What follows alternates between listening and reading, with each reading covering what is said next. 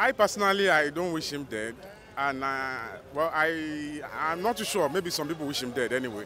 But if he dies today, well, so be it now. The nation will carry on as a Nigerian. It doesn't stop anything.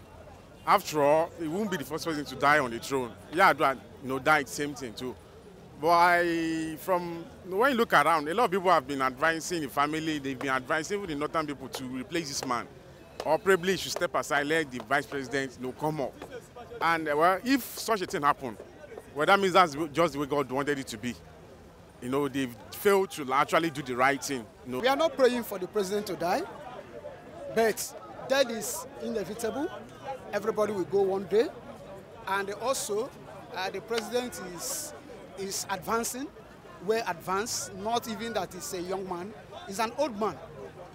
Personally, I'm not praying for anyone to die, but the country have to move forward. The country will continue. Those who hold power monopolize it and hide whatever news that's available from others.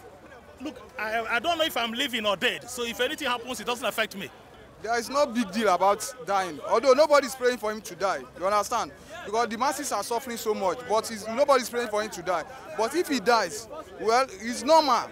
It's a normal thing, so life continues. So Nigeria will adjust and they will continue. So it's not a big deal. So there won't be any kind of crisis, or it's only an ignorant person that will start causing trouble or making fighting, all those things. So you have to hand over to the right person and follow the right process. So there's no big deal. Yar'Adua died, Abacha died, so there are so many presidents who died. So and nothing happened. So life continues. So many of us, the masses, people are dying. So that is life for us. I think anything is going to happen. There's nothing that's going to change because it won't be the first in our history.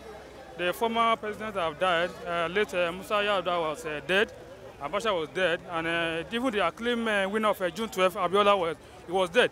So nothing happened. There was agitation that the Nigeria is going to break up if anything happens, and eventually nothing happened. So if this thing happens, even though we are not expecting it, we are not praying for it, but if it happens eventually, nothing will happen.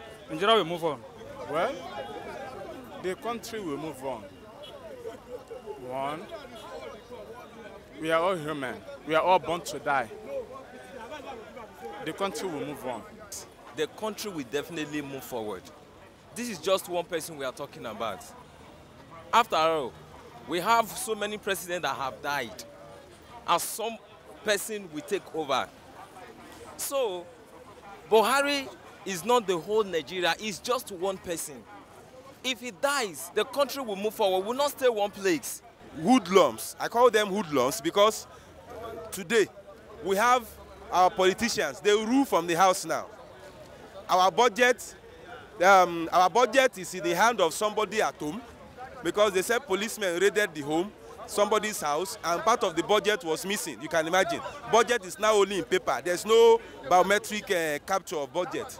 Now, apart from that, we also heard that some money which was approved during Jonathan's time, that was approved to the NIA for a particular project was not used. If that money was not used, why was the money not reverted to the national purse? The money has to be somewhere in Ikoyi until it was raided. Maybe the whistleblower blew and the money was discovered. That's another money in the house. Now, our amiable president, the #1 citizen of this country, now wants to be ruling us from the home. Money found in the home, our budget found in the home, president also wanting to rule us in the home. What an irony. If the president dies, I think the vice would, the deputy or the vice would take over. A generation comes, a generation goes. The word of God remains for life. Even if Buhari should die now, on a month which I don't pray should, honestly speaking, Nigeria will be in a dilemma. The vice president will always be there, and which we don't pray for him to die. So, death is a clause that everybody must wear. The Hausa man said in his language should I speak in Hausa, that mutua riga when the kowaze sa. Interpretation means death is a clause that everybody must wear, and death is not something that you will hide from. So, we don't pray he dies, but if he dies, the country will still move on. Though personally, I'm not praying for the president to die because he's my president. He's representing us, and he's also a human being. As a Christian, I don't need to pray for someone to die. Even if it's my enemy, don't pray for your enemy to die. But honestly, I'm not happy with what is going on in this country. A country like Nigeria, this is our 50-something years of independence. We have a lot of professors, we produce thousands of graduates in this country. But up to this time, we didn't know the state of health of the president. The president, we elected him to represent us. He's representing us. If he's not capable, he should resign or he should be impeached.